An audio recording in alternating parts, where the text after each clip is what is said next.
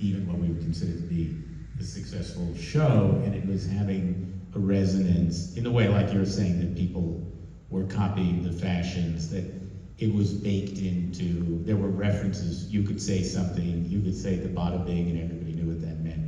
What was that moment for you? For me? Yeah. Well, strange. I guess to be honest, it was like a couple of months ago when they said they were going to, it was the 25th anniversary and we're going to have this happen and all. I just thought, oh. 25 years, man, that's incredible. And, I had inklings of it. I knew before that people really liked it and you really liked, who was it that the Academy? Sally. You really loved me. I knew it, but this really cemented it because it's so long ago.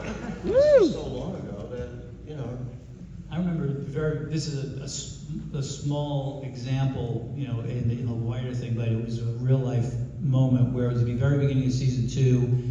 We wrapped at like 11 o'clock one night, and a bunch of us went out to the bar, Elaine's on the Upper East Side. And I was behind Jim Gandolfini walking into the bar, and I could see into the place and see the faces of everybody watching him walk through the door.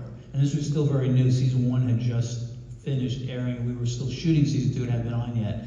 And to see what was the very beginning of what became that worldwide fame for Jim was incredible. And at one point, we were sitting there and a woman, a little tipsy, came up to him and said, hey, how does it feel to know that every woman in here wants to sleep with you? And he said, they don't want to sleep with me, they want to sleep with Tony Soprano. Because where have all these women been for the last 10 years?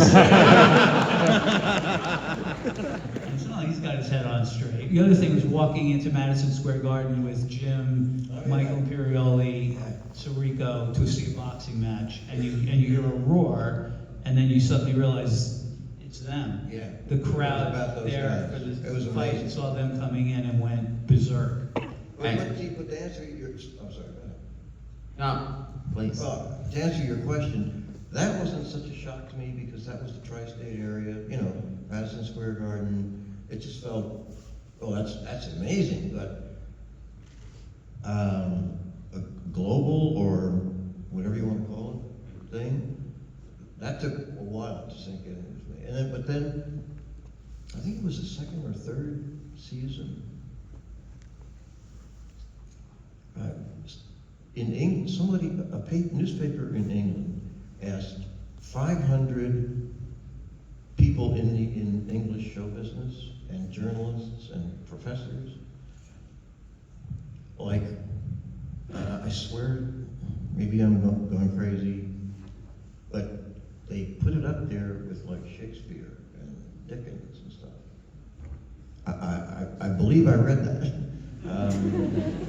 They said it was the best thing since forever. Benny Hill. For them, you guys said since Benny Hill. For them, Charles Dickens is a TV writer. But I was going to say, he's actually not being modest. I joined, as I said, what ended up being, even though number-wise in season 5, about halfway through the show, halfway through the entire show, and they had no idea what, maybe you did, I don't know, but it didn't seem like anybody had any idea. I remember the premiere was coming, and you're like, I can't believe this publicity. I haven't seen the trailers, I haven't seen the, and I was like, every TV show I've ever worked on, everyone's complaining about it. There's no publicity. Where's the billboards? Where's the commercials? Did they run the ad? Did they do this? And I remember I actually said to you, I was like, you've got to be kidding me. The awareness on this show is insane. They have gotten every piece of space in the world except the inside of my eyelids that HBO had. Everybody knows this show's coming. Nobody can wait for it. And I was surprised that you, still adding writers, it was an ongoing thing, that it was a real thing. Do you remember when you came back I think you went to France between season 1 and season 2.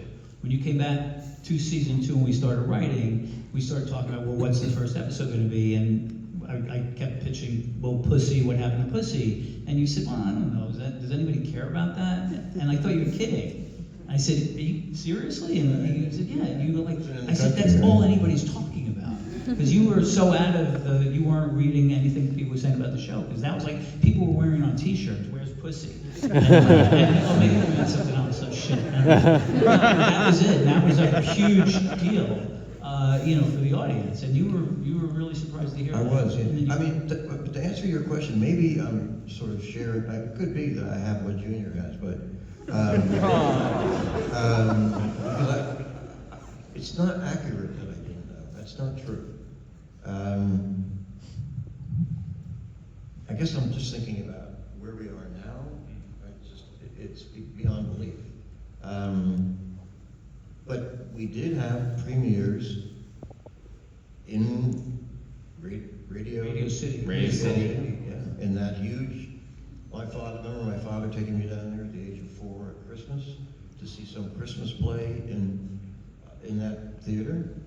And I remember then standing on that stage and looking out and thinking, oh my God, this is insane. This is crazy. They used to bring elephants right up here. Yeah. Let me tell you how big the show was. When I got my job on the show, I've been working in TV for 8 years. And I told my parents, and they said, oh my God, you're finally on a show that we watch.